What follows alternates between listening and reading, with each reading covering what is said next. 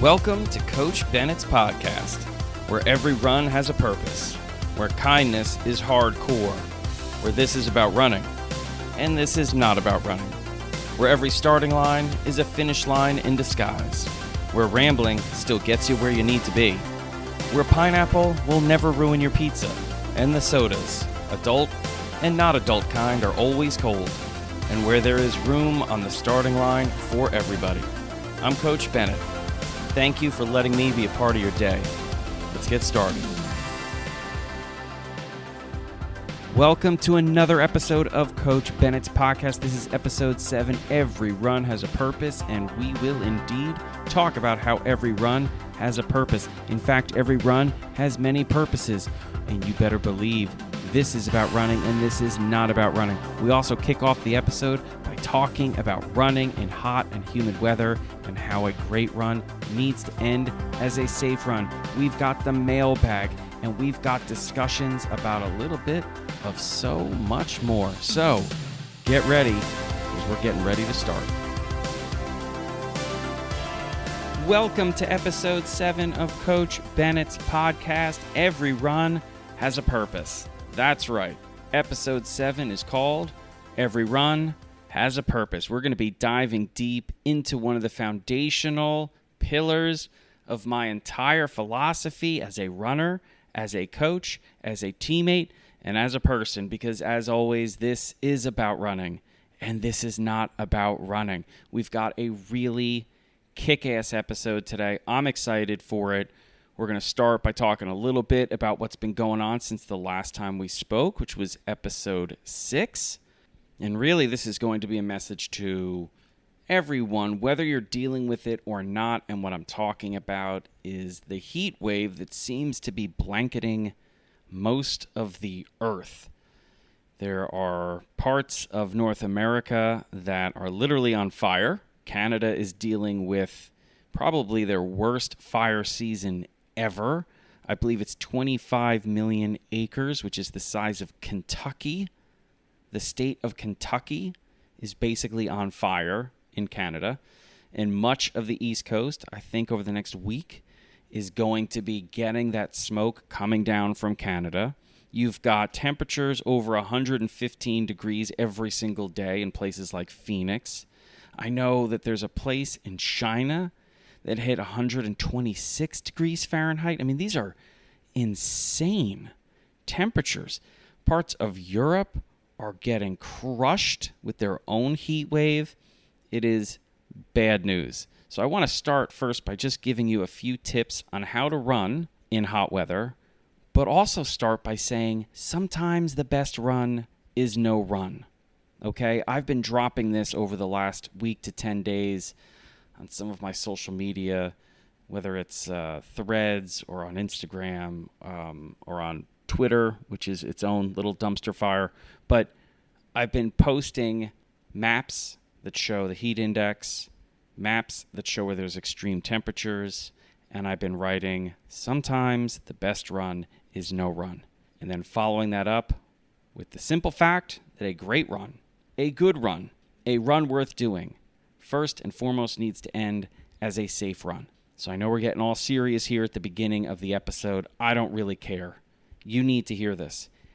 If you're going to put yourself in danger, if you're going to be putting yourself in a situation that you are unprepared to deal with, if there is a greater risk than there is reward for what you're doing, you don't do it.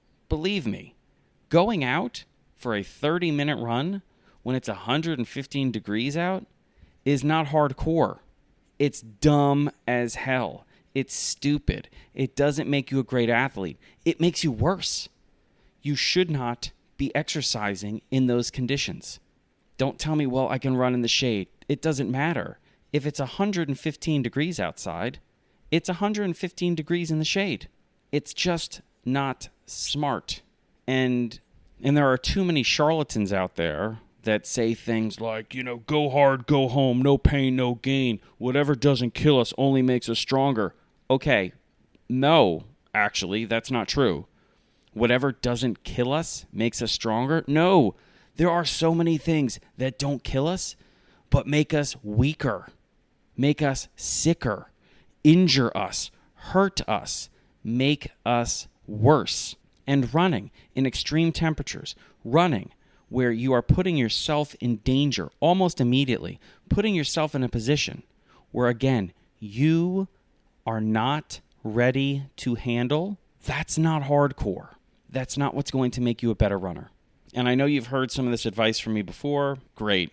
You're hearing it again. Because I'll tell you what, great advice ages really well. And great advice is like great pizza and great Chinese food.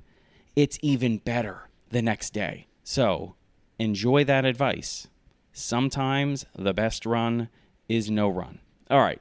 Now, let's assume you have temperatures where it's hot, it's humid, but it's safe. Okay? I'm going to give you a few tips on how you can make a hot run a better run. First, don't run during the hottest part of the day. And the hottest part of the day is usually between 2 and 4 or 5 p.m. The sun's at its strongest around noon, though. So just realize that from noon until 5, you're dealing with the sun at its strongest and heat at its greatest. Okay? Now, there are the hours preceding that and the hours proceeding that are also not great times to run. The best time to run when you know you're coming up on a hot day is going to be right before and right after sunrise. That's the coolest part of the day.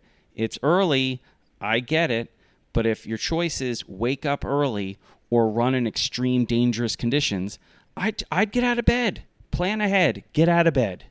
You think it's tough to wake up early?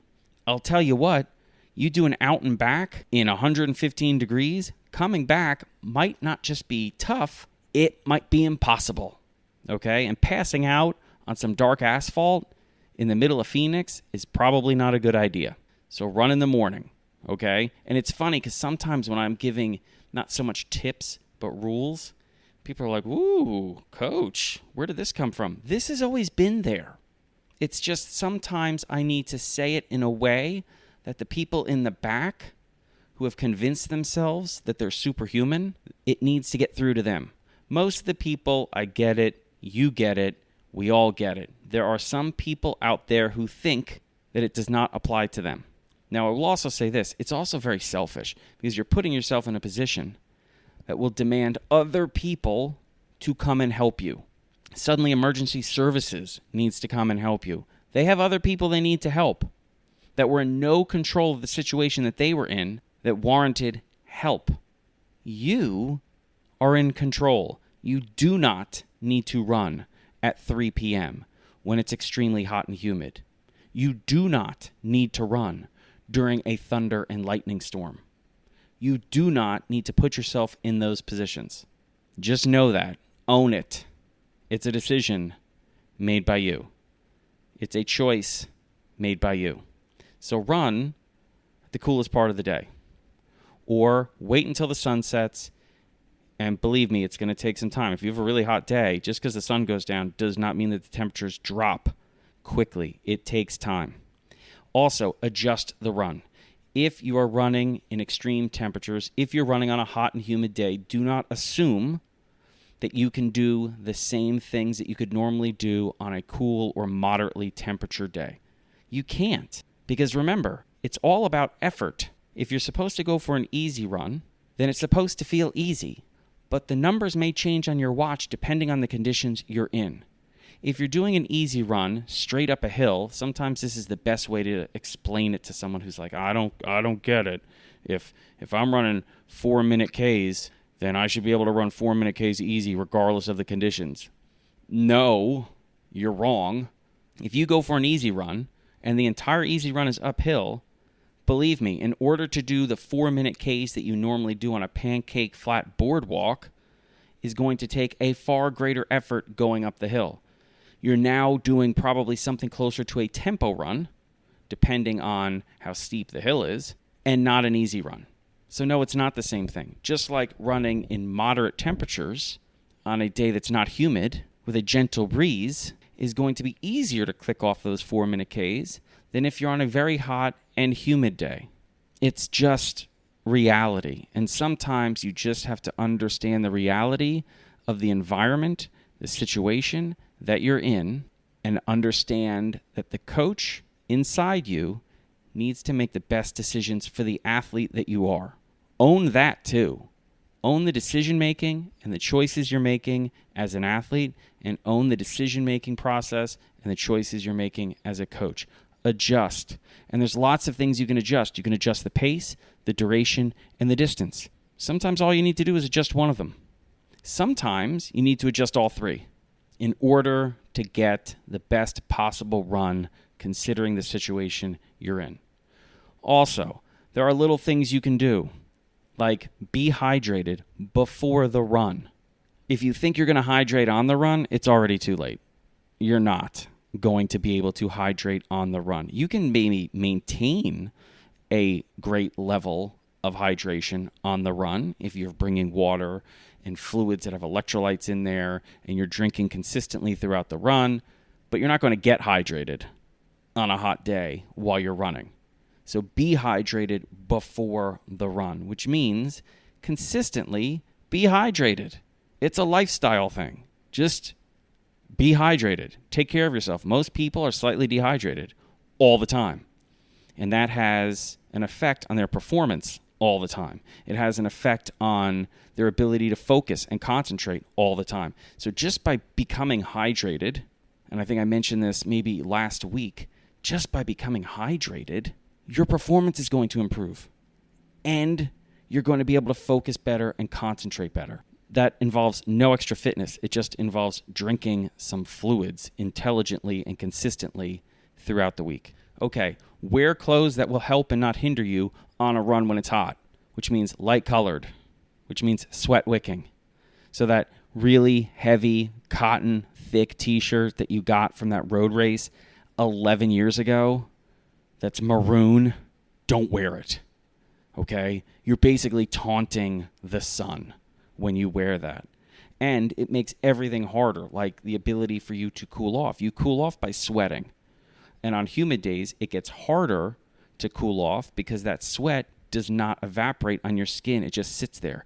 That's one of the reasons why you overheat. But also, if you're wearing a very thick maroon cotton tee on a very hot and humid day, it is just having that sweat in the shirt there resting on you and just making it harder for you to cool off. Hence, your performance is going to go down, and you might even overheat and put yourself in a dangerous situation. So light-colored clothing that's sweat-wicking, that's what you want to wear. Make sure you've got some sunglasses on so you're not squinting. Believe me, I see people on sunny days going for 60, 70, 90-minute runs without sunglasses on or a hat. A hat will help too. And they squint the entire time. That's wasted energy. It's like when you're driving on a road and it's really sunny and the highway is like white asphalt and you're squinting and the person next to you has sunglasses and they say, "Here, wear my sunglasses." And you put them on and your whole face relaxes. Oh, it's bliss. It's the same thing on a run. Wear sunglasses, wear a hat. It'll keep that sun out of your eyes so you're not squinting, okay? Make sure you're wearing sunblock, okay? While you're out there, that radiation from the sun can cause some serious damage. So find a sunblock that works for you. There's a lot of sunblocks now that are for athletes. Look at them, check them out, find out what works for you, and put on sunblock, okay? These are little things that you can do so the run is always something that helps and doesn't hurt you, okay? It seems like a pretty simple rule. Like, I'm going for a run. Let's make sure the run is something that helps me and doesn't hurt me. And let's make sure I'm making choices that make the run easier. And on top of that, like I've been saying with all these tips, let's make choices that help the run and don't hinder the run. Okay, running can be hard, right? I think we all get that.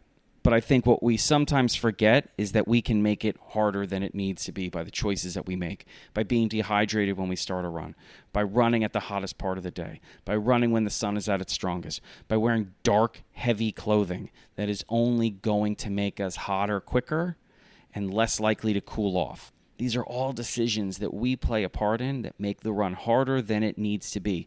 And anyone who tells you the harder you make the run, the better you're going to be, they don't know what they're talking about. There is a time and a place to push. There is a time and a place to run easy. And when you want to run hard, you want it to match a certain effort. If the goal is to run at a 7 effort, making it a 9 effort is a different run. It doesn't make you better to run the wrong run, which is why we're segueing straight into every run has a purpose. But let me say one last thing about what we were just talking about. Be smart, be safe, take care of yourself, make decisions for yourself that you would feel comfortable making for someone you care about, someone that is meaningful to you, someone you love, okay? Someone whose safety is your priority. That's how you should be making decisions for yourself, about yourself. Too often we throw caution to the wind, and some of it might be because we have issues with ourselves and we don't treat ourselves really well. Sometimes we treat ourselves really badly. Stop doing that. Treat yourself like you would treat someone you care about. Have a better relationship with yourself. And one test can be the next time it's going to be hot. Are you prepping for it? Are you preparing for it?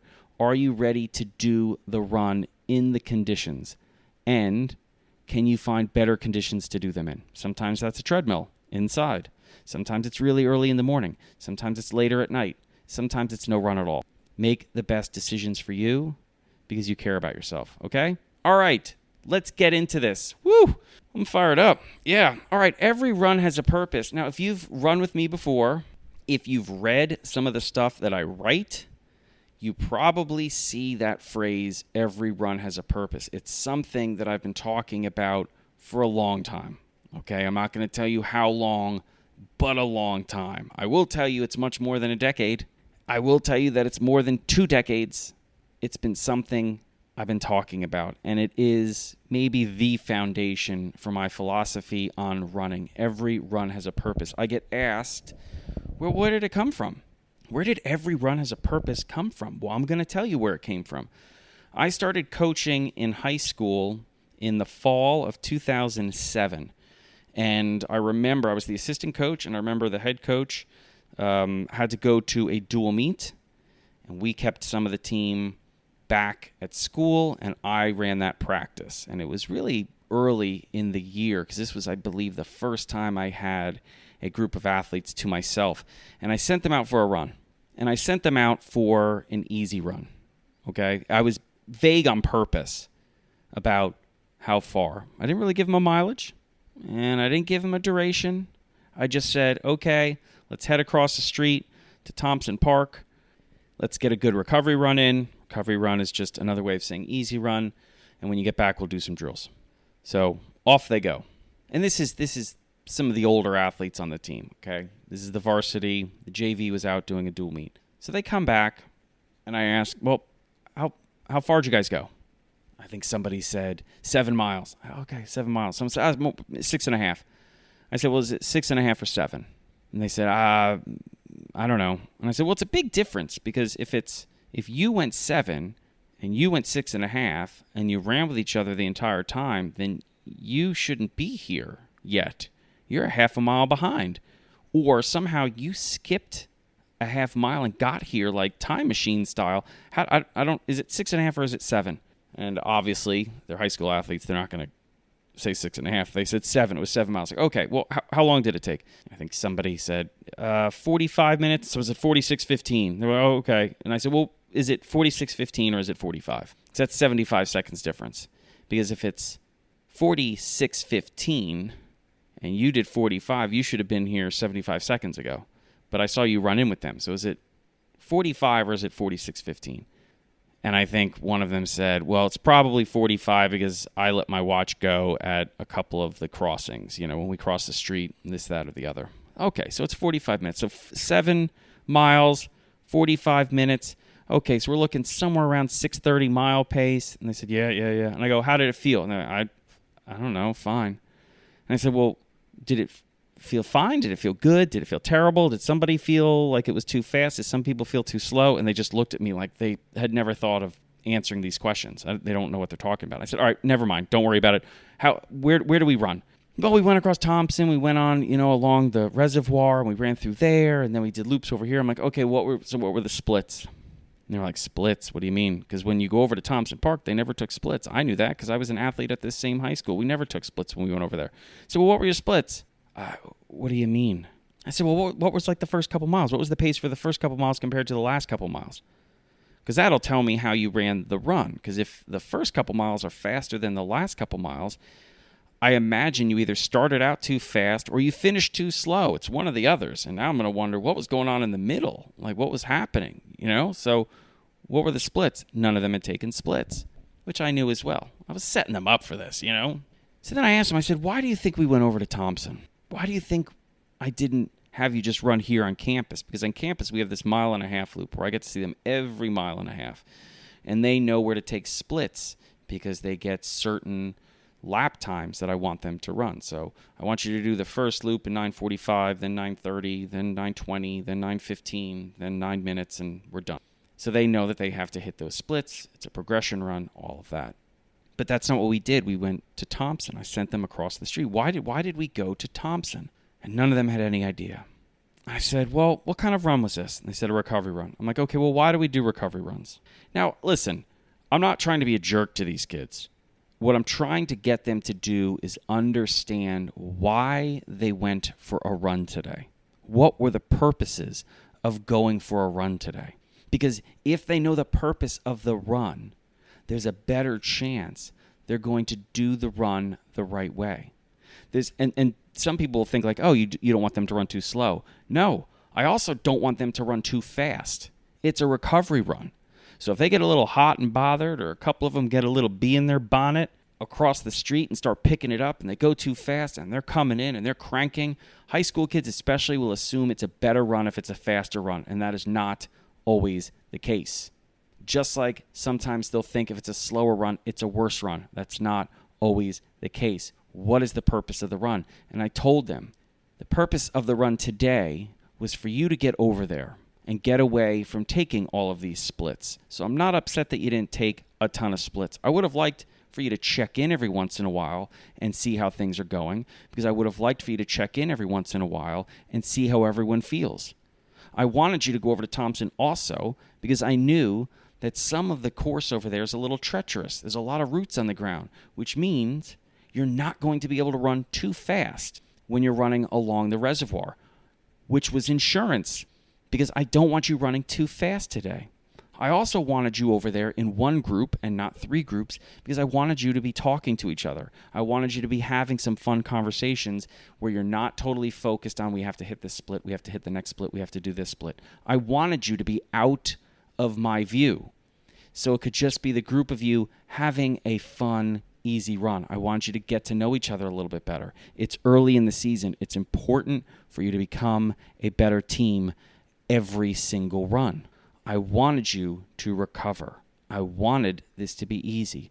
I wanted you to be alone. I wanted you to have fun. That's what I wanted.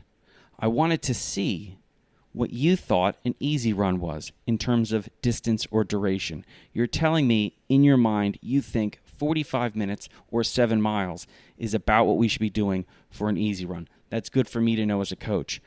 I only could figure that out if I told you to cross the street and didn't tell you how far.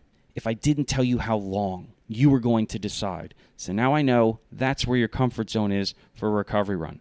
That's important for me to know. It's also important for you to realize that. That's where you're at in your training right now, where you think 7 miles, 45 minutes is an easy recovery run. We have a workout in 2 days. That's why we're running easy today. We had a workout yesterday. That's why we had an easy run today. We've got a long season with some big goals. That's why you ran as a group today. So you could end the run not just better as athletes, but closer as a team. So this run had a ton of different purposes, but I want you every day before you press start on your watch, ask yourself, what is the purpose of this run? And if you're confused, ask me, why are we doing this? Because if you know why you're doing what you're doing, you're going to do it better. You're going to make better decisions out there. You're going to stop yourself from making decisions that take away from the real purpose of the run. because sometimes the numbers won't make sense. Sometimes it's going to be really hot. We already talked about that. Sometimes it's going to be really cold. Sometimes you're going to be more tired than you should be, which means you're going to have to make adjustments because this is supposed to be an easy run. And normally my easy run is, it's 7 miles, 45 minutes, around 6:30 pace. But for some reason today, I am dragging. But the purpose is what you need to focus on and not the numbers on your watch, which means maybe it has to be 7-minute miles. So maybe it's going to take 50 minutes to do 7 miles. Or maybe you're running 45 minutes, but it's only 6.5 because you had to back off the pace. So the effort matched the purpose. Every run has a purpose. That was a massive conversation for the team, and it was a massive conversation for me as a coach because I knew that as an athlete. It took me years to figure that out as an athlete. And I realized this one conversation fast-forwarded years for these athletes into levels of understanding and knowledge for the sport, which is the job of a coach. Job of a coach is that these athletes need you less and less and less every single time they meet with you, not that they need you more and more and more. And that one conversation on that one day, every athlete walked away and they needed me as a coach a little bit less. Every run has a purpose. Now, I've been focusing on just the physical aspects, but there are mental, emotional, mindful aspects. I hinted at it a little bit. I wanted them to have fun and get closer as a team. That's just as important as the other stuff, which is why I want to spend some time now talking about those kinds of purposes that a run can have and should have. Because every single run you do has a running purpose and some non-running purposes. I mentioned the purpose of a recovery run. I define recovery as taking back something or things that were lost or stolen from you during the day. That's what recovery is defined as. So it could be that over the course of the day, you had stolen from you some of your confidence, some of your strength, some of your peace of mind. And a recovery run plays a part in bringing those things back to you. A recovery run is about recovering, taking back pieces of you that were lost or stolen during the day. So you end the run as a more holy version of yourself. WHOLLY, holy version of yourself. You want the end of a recovery run to be about bringing strength back into your body. You want it to be about bringing strength back into the mindful and mental side of you. You want to end a recovery run as more you and not less you. That's a recovery run. A speed run, obviously there are physical benefits to a speed run. A speed run can help you become a more efficient runner. A speed run can help you develop not just speed, but a different type of endurance at certain paces. It can callous you to certain paces and certain efforts that you normally cannot work on during a recovery run. And speed runs are fun. Speed runs are great confidence builders. Speed runs are ways for you to deal with fears about running fast and pushing yourself and challenging yourself. There are so many reasons why you do a speed run that don't have to do with the running side of it. You want to do a speed run because you want to challenge yourself. You want to develop more confidence. You want to feel more powerful. You want to be a little scared. You want to get on a line and say, okay, can I do this? Whew. Can I run this fast? Whew. What happens if I try to do this?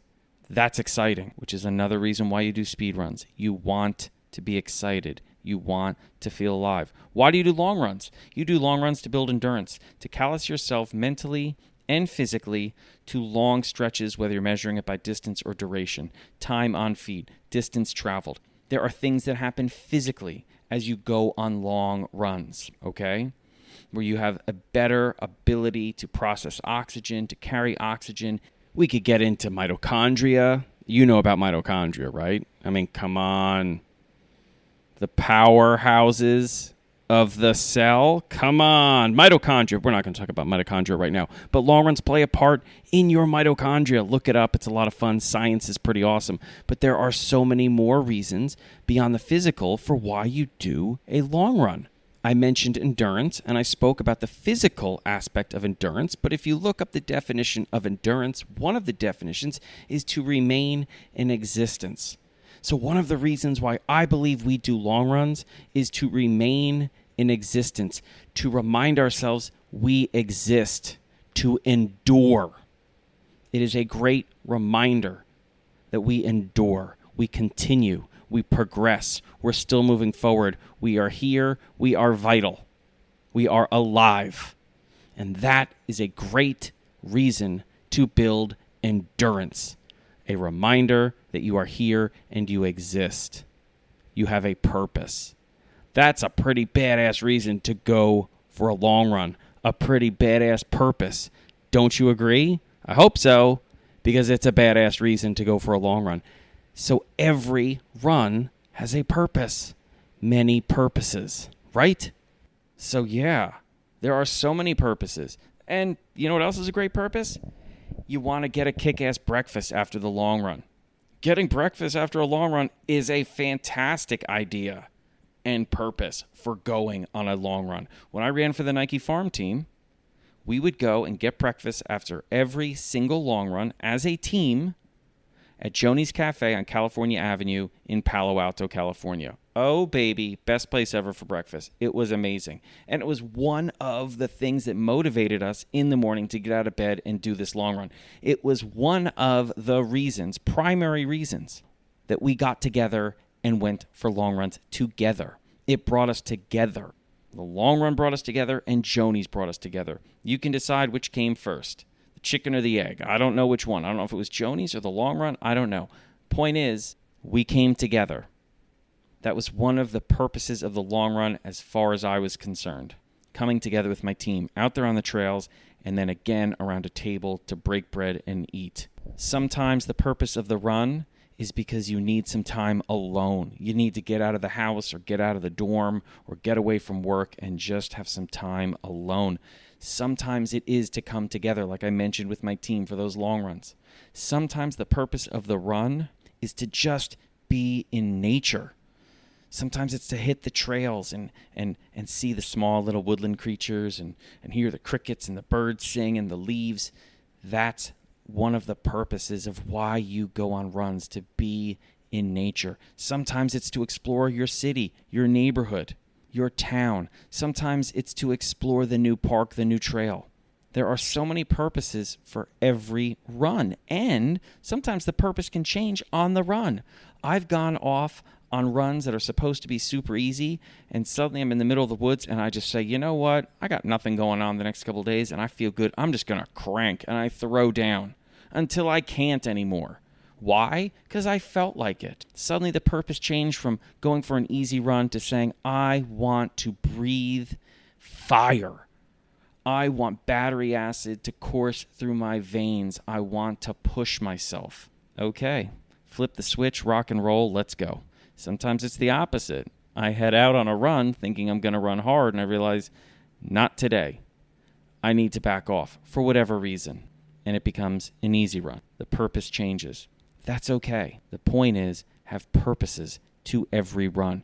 If you can do that, you'll be more likely, knowing the purpose and the spirit of the run you're doing, to make needed adjustments like a great coach or a great athlete would, which means you're more likely to have the best run for you. And if you can string together best runs for you, you're going to become the best version of yourself out there on the roads or the trails or on the treadmill or the tracks, whatever. The key is starting that run and thinking, why am I doing this run? What is the purpose of this run? The purpose of this run is I just had a crap day at work. I need some time to just get rid of the pressure and the anxiety and the tension and the stress from today. Okay, you're more likely not to beat yourself up on the run if you know what the point is. Knowing the purpose of the run is for you to relax, for you to have a nice run, for you to end the run having dealt with some of the stress and anxiety of the day. If you head into a run and say, what's the purpose of the run? Well, I'm doing a tempo run. The purpose of this is I got to do 5K of tempo running, and I know it's going to get uncomfortable because that's what a tempo run is. It's working on being comfortable with being uncomfortable. Well, when the time comes in the tempo run where you start to feel uncomfortable, you don't panic because you remember this is the purpose of the run. I'm not running this tempo run the wrong way. I'm not weak. I'm not soft. I'm not a crap runner because I'm uncomfortable. I'm doing exactly what I need to do because the purpose of this run is to deal with being uncomfortable. Bingo, I'm doing a great job. You stop yourself from making bad decisions. You give yourself a better chance to make good decisions. Every run has a purpose. What is your purpose and purposes today? That's what you ask before you press start on the watch. That's what you ask when you check in with yourself. Just like you check in with yourself and you do a breathing systems check. How's my breathing going? Okay, let's take back control of the run by taking back control of my breathing. Or you do a form check where you're doing everything from, is my face relaxed? Is my chin slightly leading my chest? Are my shoulders down? Are my arms driving? Like, you go through all of these things. You should also have a purpose check every once in a while. Am I matching the purpose of the run with my effort, my mentality? Yes or no? Am I matching the purpose of this run in spirit? Yes or no? Am I overly focusing on the numbers instead of focusing on the effort and what I'm supposed to be doing? Yes or no? Do I need to change the purpose of the run because of other factors, like the weather, or what went on today, or what happened on the run? Okay, these are things you put into your run to help your run be a better run, and if you can put together better runs, you become a better runner. Ba-ding, bada-boom, bada-ding, right? So, every run has a purpose. Now you know where it comes from. Now you know why I think it's so important and fundamental to every single person going for a run. And that's why if you've run with me, I tell you explicitly over and over why we're doing what we're doing. From a coaching perspective, I have no idea why a coach would have a problem answering the question, hey, coach, why are we doing this? I have no problem telling you. And I don't even wait for you to ask. I'd rather you know. Maybe you're shy. Maybe you're not. It doesn't matter to me. I know you're going to have a better run knowing why we're doing what we're doing. It's the same thing with drills. It's the same thing with strength training. It's the same thing with stretching. I let you know why we're doing it so you understand that we're not doing stuff for no reason. There is a purpose, and it's to get you better. It's so you leave better than when you showed up. And I tell you why we're doing it so you need me less and less and less. So the next time we do something, you don't need to ask because you already know. Because you're becoming a better coach and not just a better runner. That's why every practice has a purpose too. Okay? All right. That was pretty good. I feel good. I'm fired up. I should feel fired up. I love talking about it. So, all right, we're moving on to the next stretch, which is the mailbag. And no, I don't have a jingle yet, but we're working on it, and by we, I mean me, working on a jingle. All right, let's get to the mailbag. I'm trying to crinkle the papers. My mom asked for me to crinkle the papers. Okay, the first one, this is a special one for me. This comes from Dr. George Sheehan, who is the son of Dr. George Sheehan, who is one of the founders of the high school I went to, and also had a long-running column in Runner's World. He's one of the great philosophers of the sport. He passed away when I was a senior in high school. And, this is from his son, who goes by the same name, George Sheehan. And it says, Coach, what is heroic? Why should we care about heroism? And who is your hero? Now, here's the thing. Dr. George Sheehan, who wrote this, questioned to me, his father, like I said, was one of the great philosophers of the sport of running, an incredible artist with words. And I remember that he had a line about heroism and being heroic, if I had remembered correctly. So I did a little digging, and I am correct. So my answer, Dr. Sheehan, to your question, I'm going to quote your father, who wrote, each one of us must be his or her own hero. I love that. That's right. Just like I tell you, you got to be your own best coach. You got to be your own best friend. You got to be your best own teammate and your best own fan. You should be your own hero. So, special shout out to the Sheehan family. Thank you for the question, Doc. And I'll answer that and I'll say I'm my own hero. I have other heroes as well, but I'm one of those. So, cheers. Thank you so much for the question. Okay, we got time for another question. This one comes from Kevin Rierick. Kevin, thank you so much for the letter. I read it, I think, on another podcast. I'm going to have to address some of the things in your letter because it was just such a powerful letter that you wrote me. So thank you for that. I'm going to answer one of your questions that you wrote. So I have my choice of picking. So I will choose one right now. Okay, here's the question. How can I get the most out of repeating the same training program guided runs when I've done them before?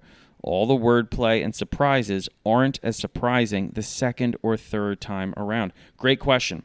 Simple answer, though, because it's a simple question. You need to remember you're not the same person. So yes, what I'm saying may be the same thing, but you're not the same person hearing them. So what you need to do, and this makes it a little bit more active from a mindful perspective, you have to listen to it with new ears. Because guess what? They are. And I'm talking about what's in between the ears. You have new experiences. You have more miles, meters, and minutes on the bottom of those shoes. You are not the same person that ran this run before. So don't let the run be the same run. Actually, Tammy and I answered a question recently on Coach Bennett's podcast. The question was, what movies did you see as kids that you wish you hadn't seen until you were adults? And I thought that was a fascinating question. But I'm okay with having seen something as a kid that maybe I should have waited till I was an adult, because when I watched it as an adult, it was a totally different experience. I noticed things that I hadn't noticed previously. I'll give you actually an example of Tammy and I went and saw Shrek when it first came out, the first one. So this is a long time ago. We were living in California. We didn't have kids yet. I don't think we were even married. And we saw it, obviously, in an audience full of kids with their parents. And what would happen is, Shrek is incredibly well written.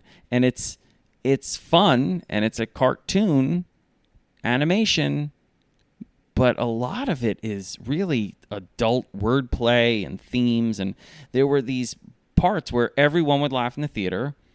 And then there were other parts where only the adults would laugh. And then there'd be like a 2-second pause, and you'd hear 100 kids tugging on their parents' sleeves saying, "What was so funny? What was so funny?" And I think that's what's interesting, because these kids now are in their 20s.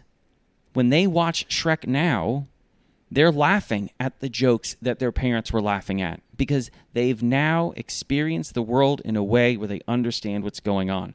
So I think what you need to do is every time you do a guided run for a second time or a third time or a fifth time, go into it listening to it for the first time as this version of you. Because this is the first time you're listening to it as this version of you. You've listened to it before, but those were other models. Those were older models. This is the newer, more experienced model. So go in with a fresh set of ears. I know people always say fresh set of eyes, but we're going to go with a fresh set of ears. That's what I would say. That would be my recommendation. Experience it all for the first time as this version of you.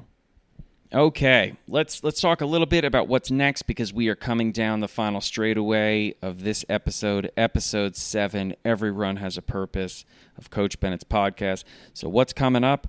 Well, I'm a track and field dork. I'm a runner, and there's some hot track and field action that is taking place overseas in Europe right now, leading up to the World Championships in the middle of August. They're going to be taking place in Budapest, Hungary. But if you're a runner, I don't care if you consider yourself a fast runner or a slow runner. If you run, you should start to follow the sport. Be a fan of the sport. You will start to enjoy your own running even more if you can be a fan of the sport. So I'll put a couple links of some cool places, some websites, people to follow that will at least give you, will open the door to you into the sport. All right? So look out for that in the show notes. Recently dropped a Coach Bennett newsletter, so if you haven't subscribed to that, I would get on the wagon there, because I'm going to be dropping another one in just a few days. There's a companion podcast to the Coach Bennett's newsletter for people that are subscribing and supporting the newsletter with donations. So that's an option for you as well. I've also been pretty busy on Threads which I notice I'm using a lot more than Twitter. So if you haven't followed me on Threads yet, I'm at Coach Bennett. And I'm already looking ahead to episode 8. It's going to be another banger. So hopefully you've subscribed. And by the way, if you do subscribe or follow, whether it's on Spotify or Google Podcasts or Apple Podcasts, it really actually does make a big difference. So thank you so much for listening. But also, if you could, give me a follow or give me a subscribe for the podcast. And if you are enjoying the show, please give a review and a rating. Like I said, it really, really does make a big difference. Yes, thank you so much for being with me today. Thank you so much for listening. Thank you so much for giving me a part of your time. I know it is valuable because it's limited. You got a finite amount of it, and I just took up some of it. I hope it was worthwhile. Thank you so much. Be good to yourself. Be good to each other. See you on the next starting line.